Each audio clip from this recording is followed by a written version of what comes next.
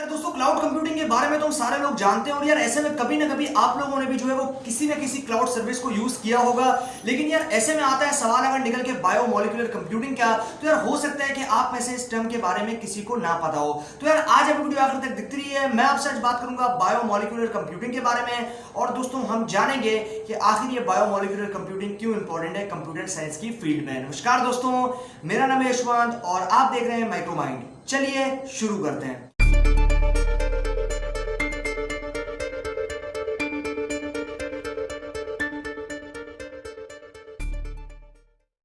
यार दोस्तों, मैं अगर आपसे बात करता हूँ सबसे पहले यहाँ पर कंप्यूटर साइंस की फील्ड की, तो क्योंकि कंप्यूटर साइंस एक काफी ज्यादा बड़ी फील्ड है और ऐसे में इसके अंदर अलग अलग प्रोसेस के अंदर काम होते रहते हैं। और यार आपके पास अगर बात करता हूँ यहाँ पर इस फील्ड के अंदर करियर बनाने की, तो इसके अंदर काफी ज्यादा अच्छा स्कोप है और ऐसे में आप जो है इसके अंदर अपना करियर बना सकते हो। अब दोस्तों मैं अगर आपसे बात करता हूँ यहाँ पर कंप्यूटर साइंस की, तो कंप्यूटर साइंस की फील्ड में निकल के आता है बायो कंप्यूटिंग। और बायोमोलिकुलर कंप्यूटिंग के थ्रू हम लोग यहाँ पर जो आपके पास ऑर्गेनिक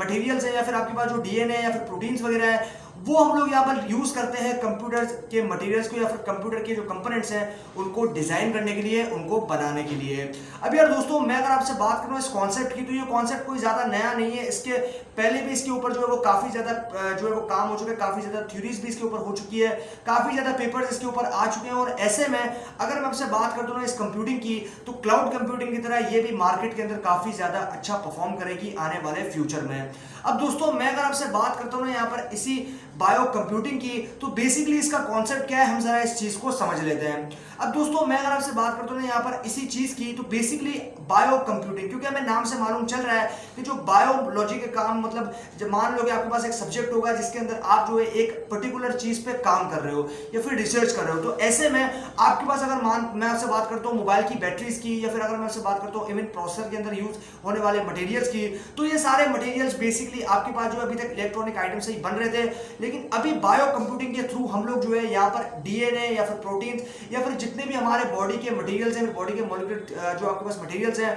उनसे अभी हम लोग जो है इसको बनाएंगे और इसको डिजाइन करेंगे। और बेसिकली ओवरऑल यार हमारा अगर बात करते हो यहाँ पर ई वेस्ट यानी कि इलेक्ट्रॉनिक वेस्ट का जो प्रॉब्लम है वो भी इस चीज से सॉल्व हो जाएगा। तो बेसिकली इससे काफी ज्यादा पावर कंजप्शन भी जो है वो कम होगी। और ऐसे में जब पावर कंजप्शन कम होगी तो डेफिनेटली जो आपकी एफिशिएंसी है, जो आपके बेसिकली डिवाइस है उसकी एफिशिएंसी है वो काफी ज्यादा बढ़ जाएगी। और जब एफिशिएंसी बढ़ जाएगी तो ओवरऑल रिजल्ट जो है वो आपको काफी ज्यादा अच्छे मिल जाएंगे।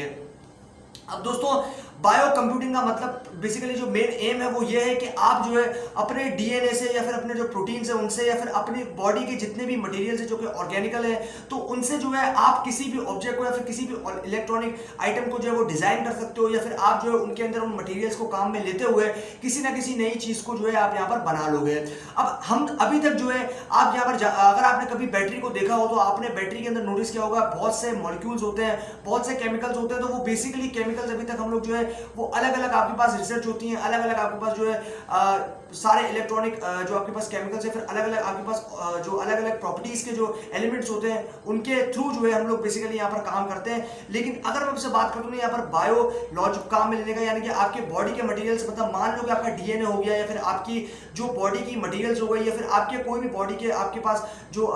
ओवरऑल नेचुरल मटेरियल्स है, उनसे जो है अभी हम लोग यहाँ पर मान लो कि पहले हम लोग मटेरियल्स यूज करते थे प्रोसेस को बनाने में इलेक्ट्रॉनिक को, लेकिन अभी हम लोग यहाँ पर यूज करेंगे यहाँ पर बायोलॉजिकल मटेरियल्स को, और उससे जो है हमारे प्रोसेस की एफिशिएंसी हम लोग कंपेयर करेंगे। और यार ओवरऑल हम ये देखेंगे कि हमारा प्रोसेसर इलेक्ट्रॉनिक जो मटेरियल्स है उनसे बनने के बाद और बायोलॉजिकल मटेरियल्स उनसे बनने के बाद किस तरीके से परफॉर्म कर रहा है, और हम उसकी एफिशिएंसी को कंपेयर करेंगे और पावर कंजप्शन को भी कंपेयर करेंगे और देखेंगे कि किन किन तरीके से इनका पावर कंजप्शन जो है वो यहाँ पर रिड्यूस होता है हमारे मटेरियल्स को चेंज करने से।